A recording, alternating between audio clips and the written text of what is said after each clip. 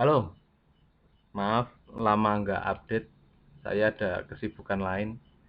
Oke, kita lanjutkan materi di vlog Forex Indonesia. Kita akan membahas tentang ini. Pembahasan yang menarik.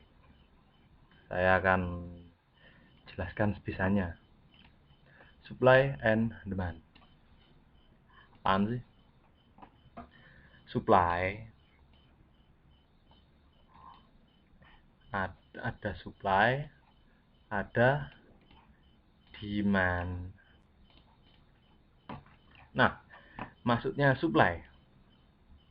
Supply itu maksudnya stok barang. Supply stok barang. Dan sedangkan demand itu adalah permintaan. Contoh aja supply itu, supply and demand berhubungan dengan harga. Dalam arti gini, semakin banyak supply-nya, harganya akan turun. Gini maksudnya, semakin banyak barang akan cenderung nggak berguna, nggak bernilai. Contoh aja, kenapa emas nilainya tinggi? Kenapa tinggi? Karena supply-nya sedikit, demand-nya banyak. Terus kenapa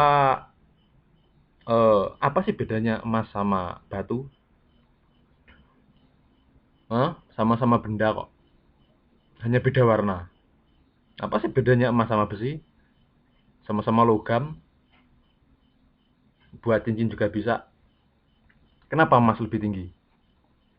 Alasan harga tinggi itu bukan hanya karena kualitas, tapi karena supply alias stok.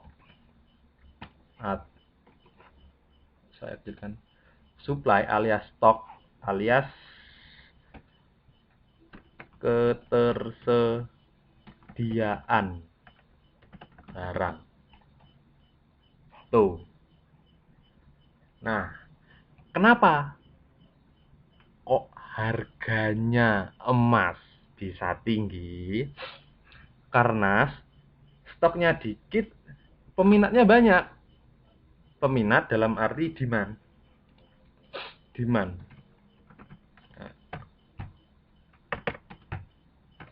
Pakai bahasa yang mudah dimengerti aja ya. Demand alias keinginan permintaan atau minat beli, gitu aja. Yap. Nah, kita akan terapkan ini dalam trading. Ini.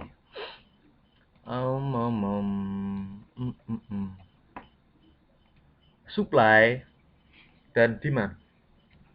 Di tengahnya ada titik yang namanya titik keseimbangan alias equilibrium. Yap, titik keseimbangan equilibrium. Nah, sebenarnya supply and demand itu lebih berhubungan ke psikologi market. Gini. Oke, saya hapus. Nah, supaya lebih jelas. Harga Lombok. Contoh aja ya, harga Lombok. Harga Lombok pada contoh aja pada Januari 2016 itu contoh 50.000 per kilo. Yap, 50.000 per kilo. Stabil hingga mencapai pada bulan Maret 2016 harganya tinggi, harganya melonjak. Kenapa harga harga Lombok di sini melonjak ke angka 70.000 per kilo? Kenapa harga melonjak? Simpel, karena mungkin Lombok lagi gagal panen. Jadi stok Lombok menipis dan permintaannya banyak. Jadi kalau barang sedikit dan yang mau beli banyak, tentu harga akan melambung. Itu hukum pasar. Nah, ini maksud saya, equilibrium. Harga ketika sepakat, ketika seimbang alias sideways kayak gini, lihat sideways kayak gini, itu dinamakan harga equilibrium. Equilibrium.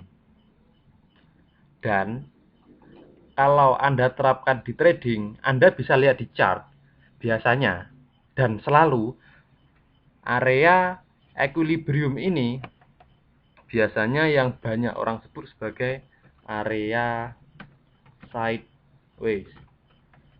Ya, area sideways itu karena adanya keseimbangan antara supply and demand. Area keseimbangan,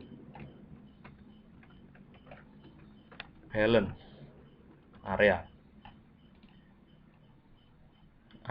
Nah, area ini, area ketidakseimbangan, ketika saya berbicara ketidakseimbangan itu berarti lepas trending. Nah, ketika harga trending itu karena adanya ketidakseimbangan antara supply and demand. Demand tinggi, nggak ada stoknya, jadi harga melambung atau trend uptrend. Imbalance, ketidakseimbangan. Imbalance, balance itu artinya seimbang, itu nggak seimbang gitu aja lah, nggak seimbang.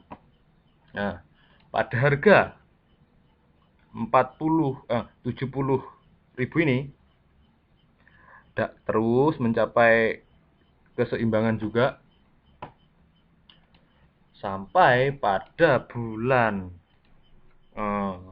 Agustus 2016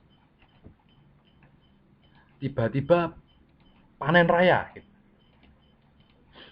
Lombok panen raya.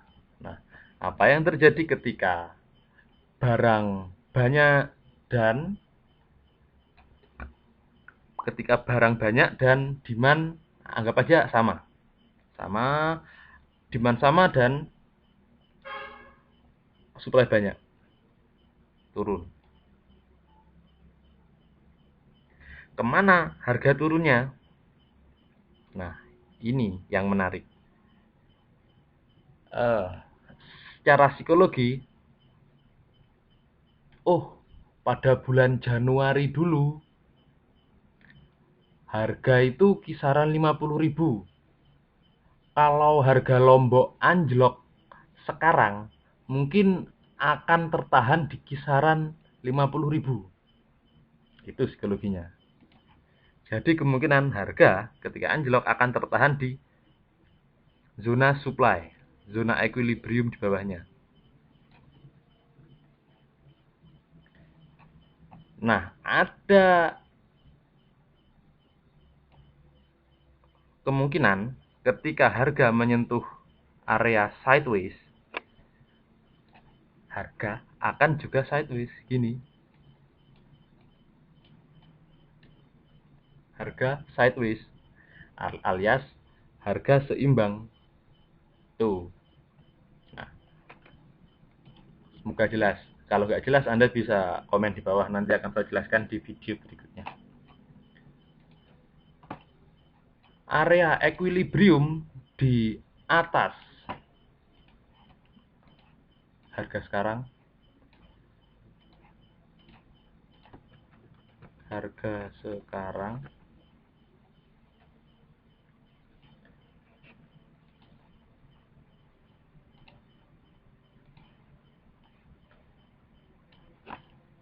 Area equilibrium di bawah harga sekarang dinamakan demand alias permintaan. Harga di atas, harga equilibrium di atas harga sekarang dinamakan supply. Yap. Apa yang menyebabkan ketika harga ke sini? Yap, Anda bisa tebak sendiri. Kemungkinan akan sideways dan akan break ke atas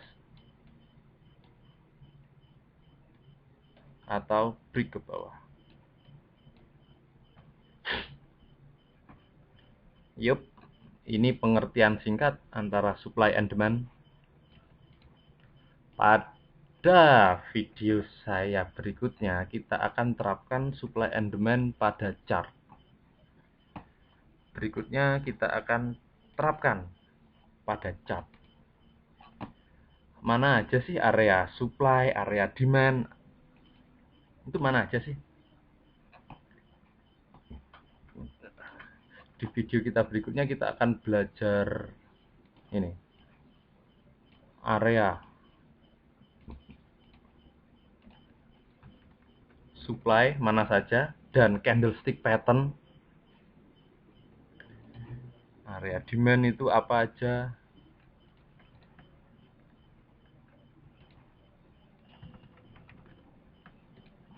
Nah, dan yang paling asik kita akan belajar juga tentang liquidity gap. Ketika harga biasanya ketika mencapai harga liquidity gap, harga akan cenderung trending.